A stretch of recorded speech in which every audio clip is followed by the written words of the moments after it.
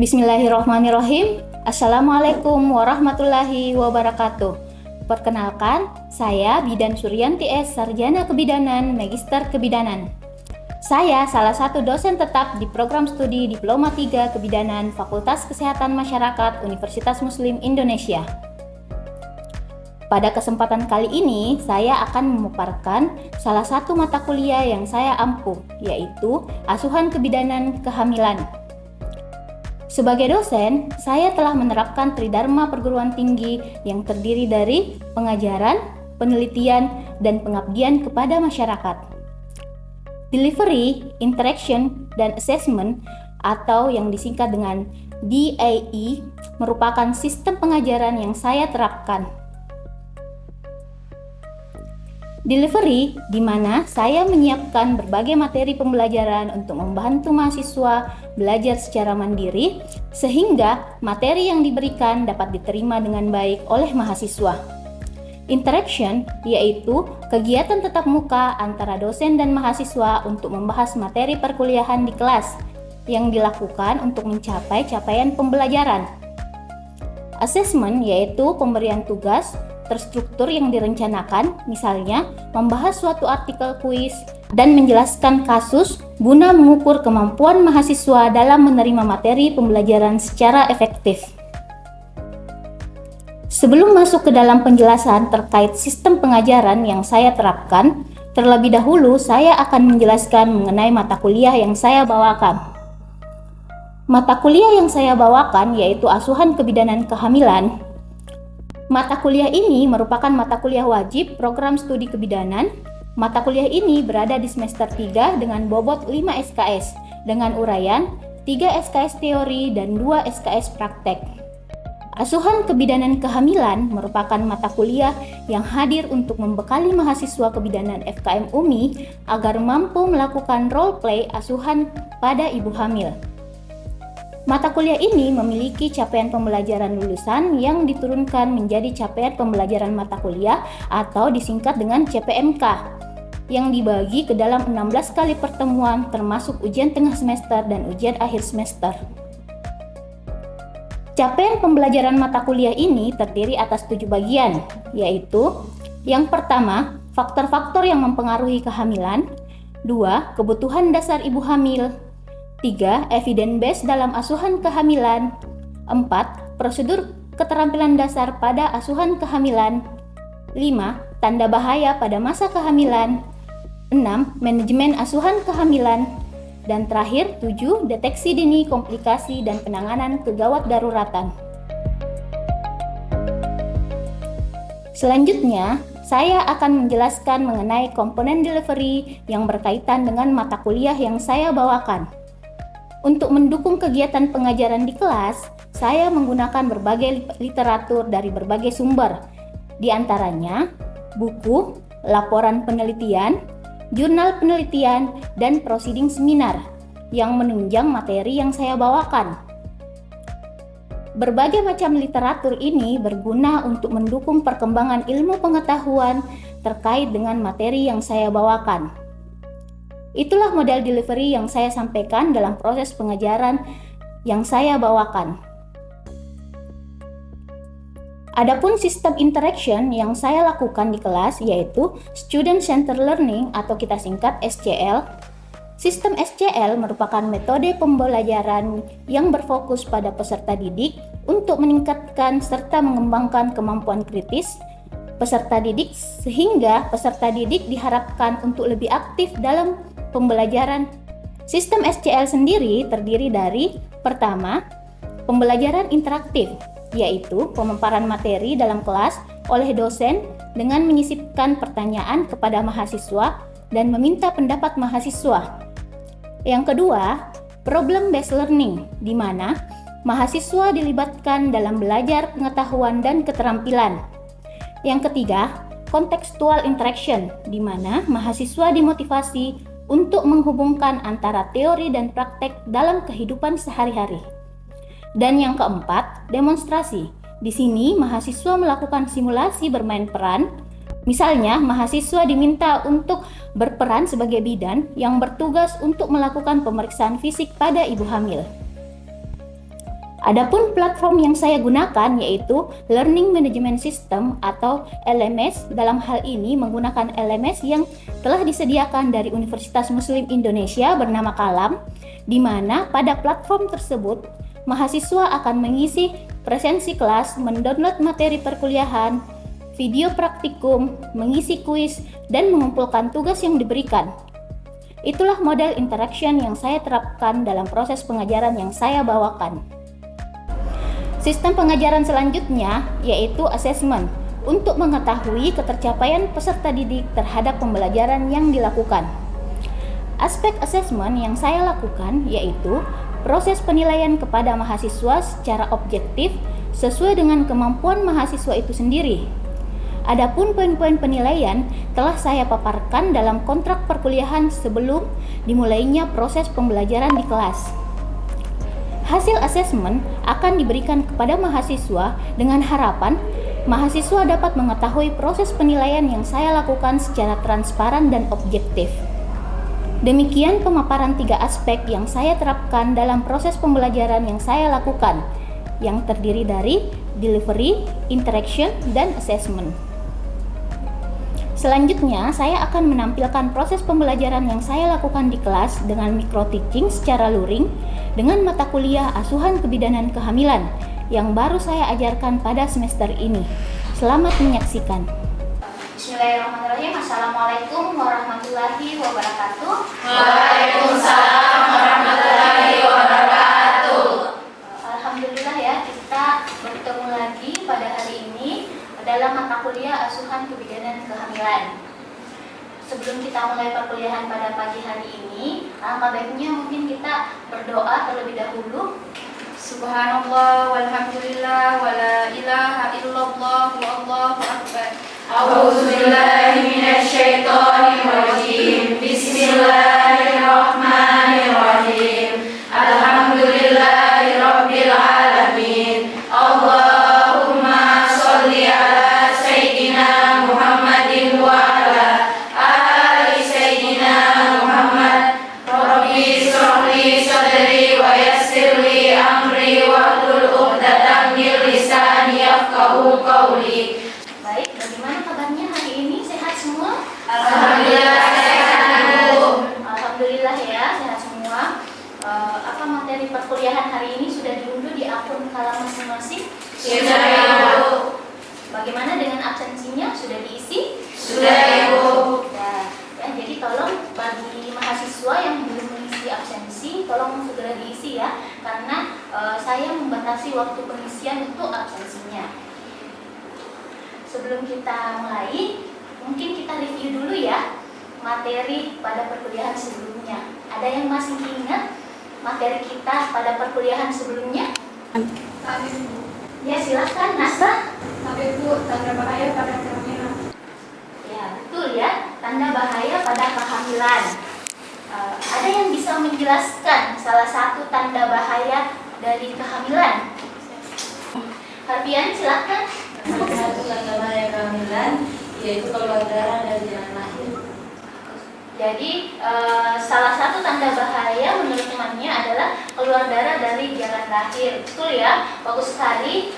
Saya senang ya karena masih mengingat materi pada perkuliahan sebelumnya. Jadi saya harapkan untuk materi pada perkuliahan sebelumnya tetap dibaca ya. Kita pindah pada materi pada perkuliahan hari ini. Oke, sebelum kita masuk ke materi terkait manajemen asuhan kehamilan, saya akan menjelaskan kemampuan apa yang harus adik-adik capai setelah perkuliahan yang kita lakukan pada hari ini.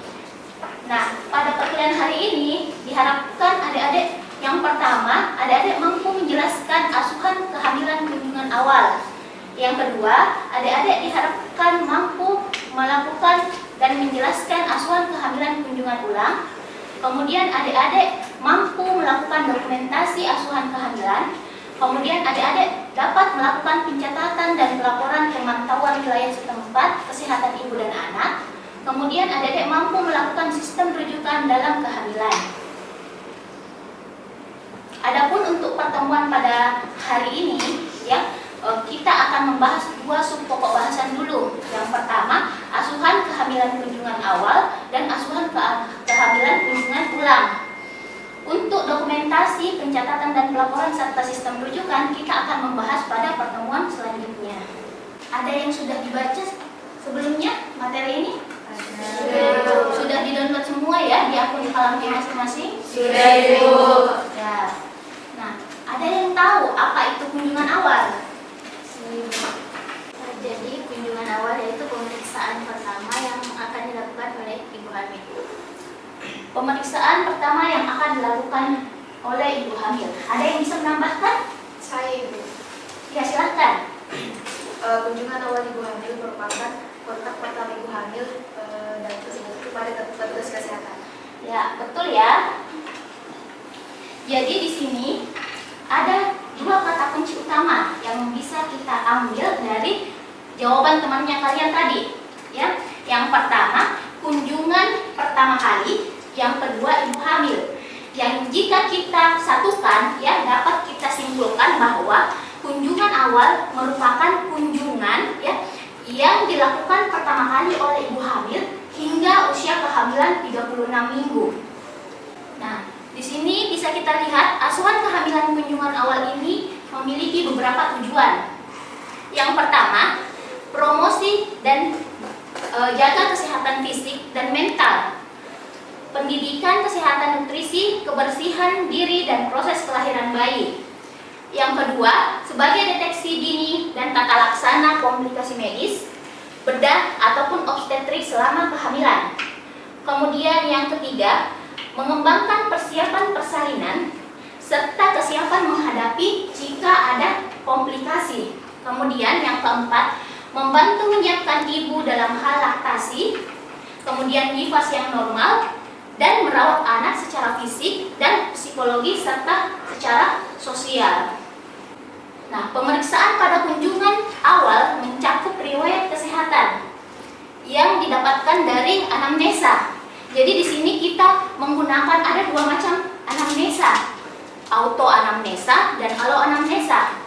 Auto anamnesa di sini adalah wawancara yang dilakukan langsung kepada pasien atau klien. Dalam hal ini, kalau kita di kebidanan pada ibu hamil, ibu nifas atau ibu bersalin, ya, jadi langsung dilakukan ke orangnya. Kemudian ada yang dikatakan alo anamnesa.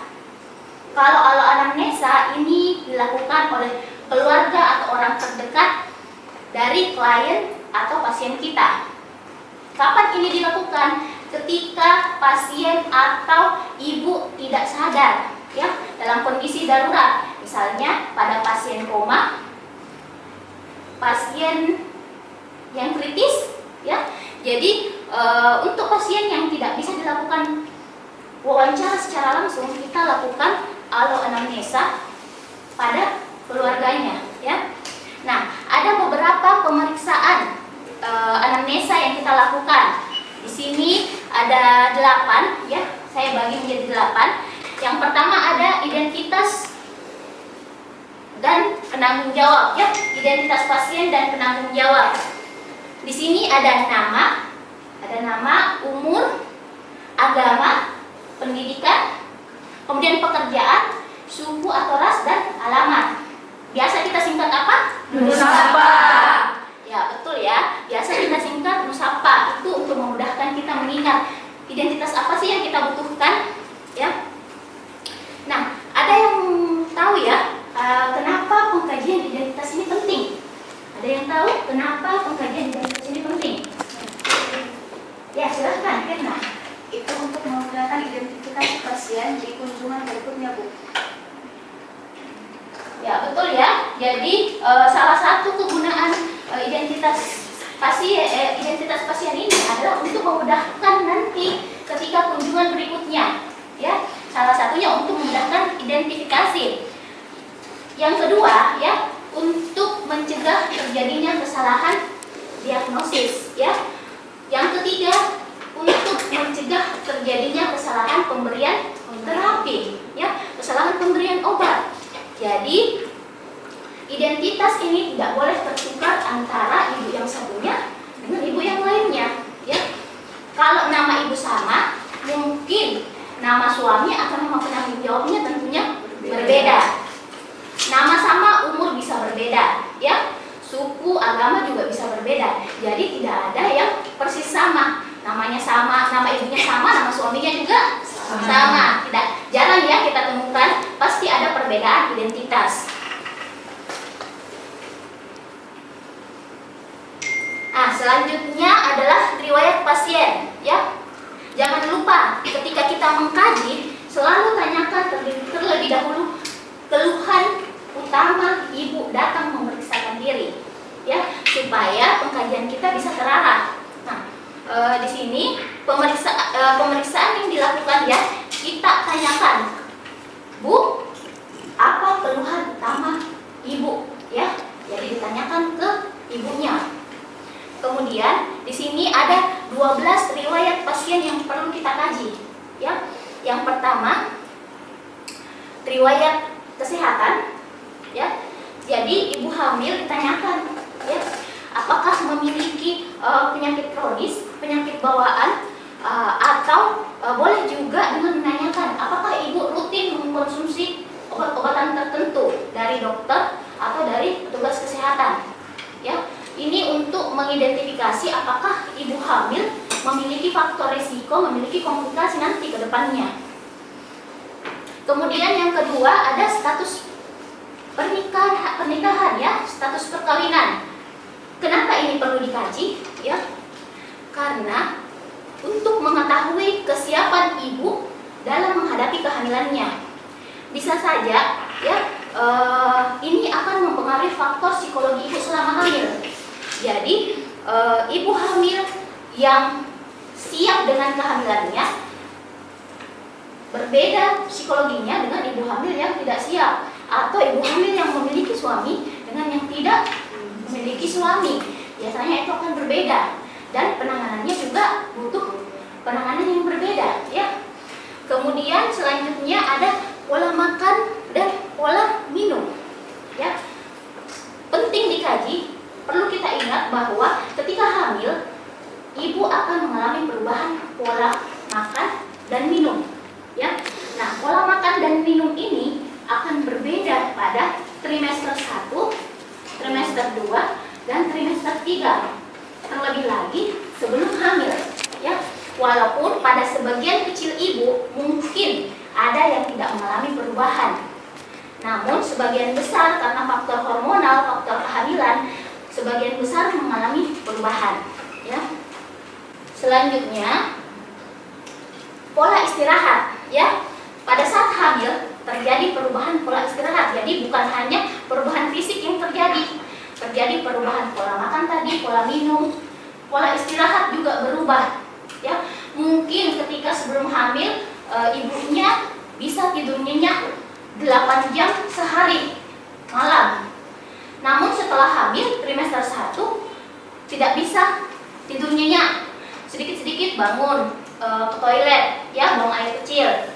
Kenapa? Karena ada faktor penekanan dinding rahim di situ, kandung kemih tertekan oleh rahim, jadi mulai membesar sehingga mengakibatkan ibu sering buang air kecil. Itulah biasa terjadi perubahan pola istirahat yang mengakibatkan ibunya susah tidur pada jam-jam tertentu, ya. Jadi ibunya ditanyakan, Bu, ada gangguan tidur enggak selama hamil, ya? Berubah enggak pola tidurnya? Mungkin ya seperti tadi pola makan dan pola minum ada yang tidak mengalami perubahan, ya. Tapi pada sebagian besar ibu hamil biasanya mengalami perubahan, terutama pada trimester 1 dan trimester 3, ya. Selanjutnya yang ke-6, ya, ada aktivitas kegiatan sehari-hari. Nah, ibu ditanyakan apakah memiliki perubahan pola aktivitas, ya. Misalnya, ya, ibu yang bekerja dengan ibu yang tidak bekerja, apakah memiliki perubahan pola aktivitas? Misalnya menjadi cepat lelah, ya, menjadi cepat lelah. Kemudian ada keterbatasan enggak selama kehamilan, ya?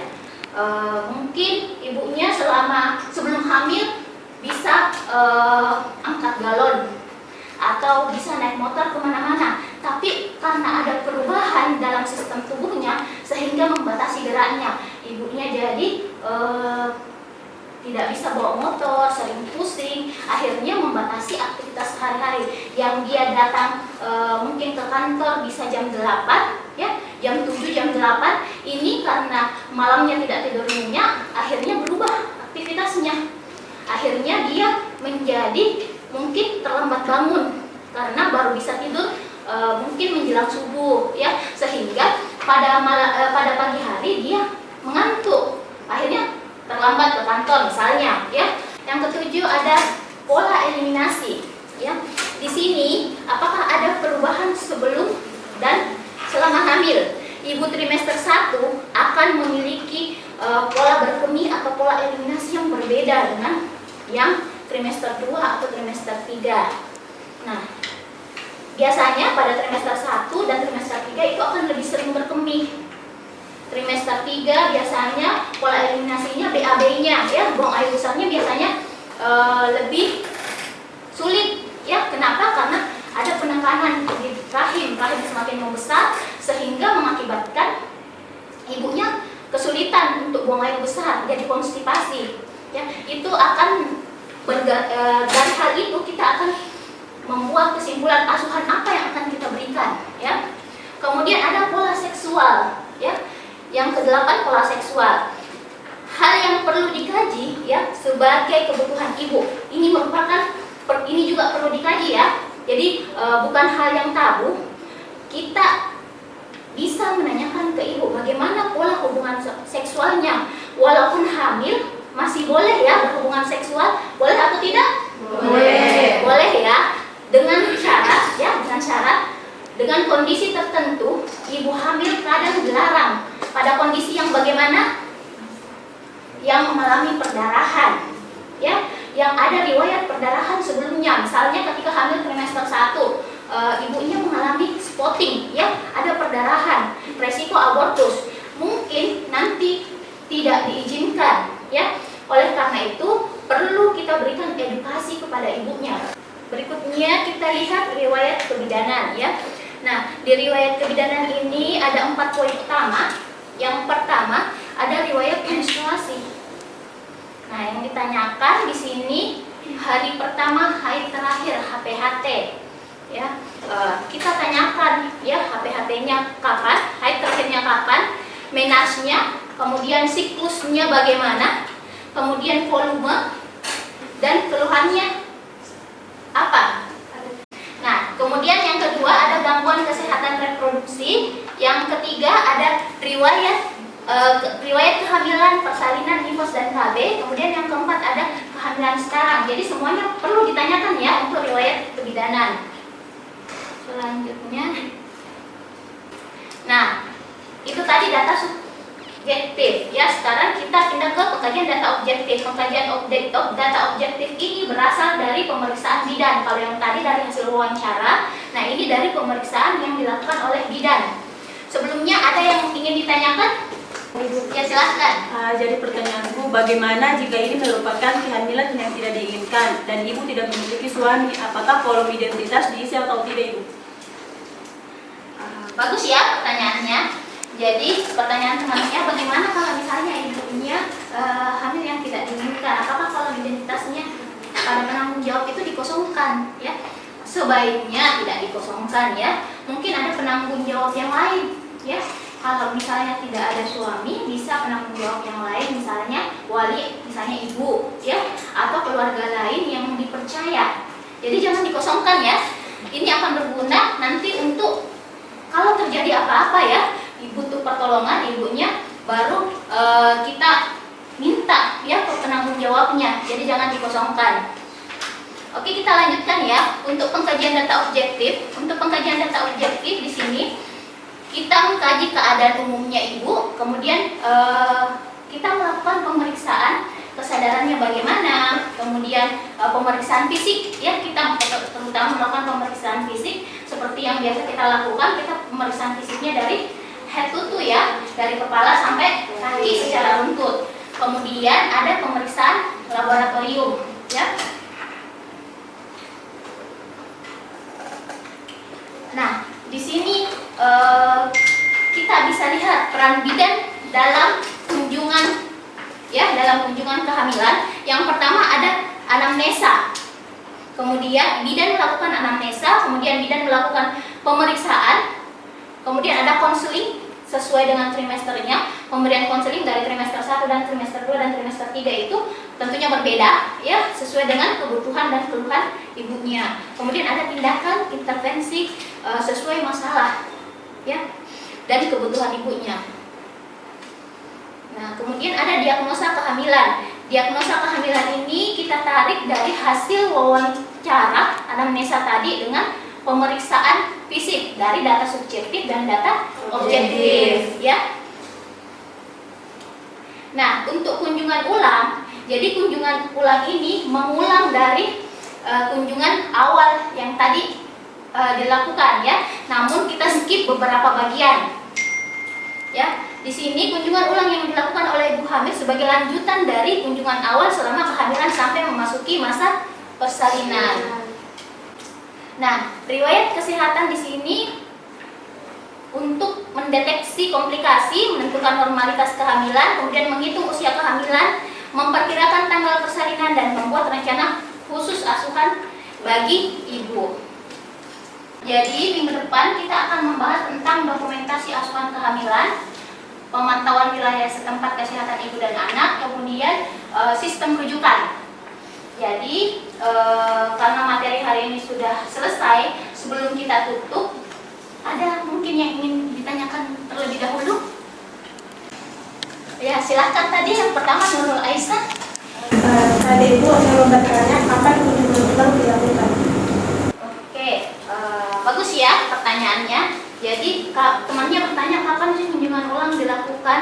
Nah, kunjungan ulang ini dilakukan ya boleh 4 minggu setelah kunjungan sebelumnya ya. Seperti tadi bahwa hingga usia kehamilan 28 minggu ibu hamil melakukan kunjungan setiap 4 minggu. Jadi kunjungan awal, dari kunjungan awal ke kunjungan ulang itu jeda waktunya kurang lebih 4 minggu ya. Kemudian ada lagi yang mau bertanya? Kalau sudah tidak ada, kita lakukan evaluasi ya. Ada yang bisa menyimpulkan materi pada hari ini? Baik, silahkan Saudari Rabiatul. Baik, dari hasil pemaparan materi yang saya sampaikan dapat disimpulkan bahwa kunjungan ulang merupakan kunjungan pertama kali ibu hamil yang dilakukan hingga usia kehamilan 36 minggu. Nah, kunjungan kehamilan berfungsi untuk dilakukan pemantauan ibu hamil mulai dari awal kehamilan hingga persalinan dimulai. Baik, terima kasih ya untuk kesimpulannya. Bagus sekali. Saya harapkan materinya dibaca lagi ya, dan silahkan untuk mencari literatur yang terkait dengan materi yang saya sampaikan pada pagi hari ini ya. Minggu depan kita akan melaksanakan praktek laboratorium. Untuk penuntun belajarnya silahkan diunduh di akun kalamnya. Materi selanjutnya silahkan ya diunduh di akun kalam. Ada satu orang yang bisa memimpin untuk berdoa. Subhanallah walhamdulillah wa la ilaha illallah wallahu akbar. A'udzubillahi minasyaitonirrajim. Bismillahirrahmanirrahim. Alhamdulillahirabbil alamin. Allahumma shalli ala sayyidina Muhammadin wa ala ali sayyidina Muhammad. Allahumma anfa'ni bima 'allamtani wa 'allimni ma yanfa'uni warzuqni ilman yanfa'uni. Subhana rabbika rabbil izzati amma yasifun wa salamun 'alal mursalin walhamdulillahi rabbil alamin. Cukup sekian yang bisa saya sampaikan dalam video kali ini.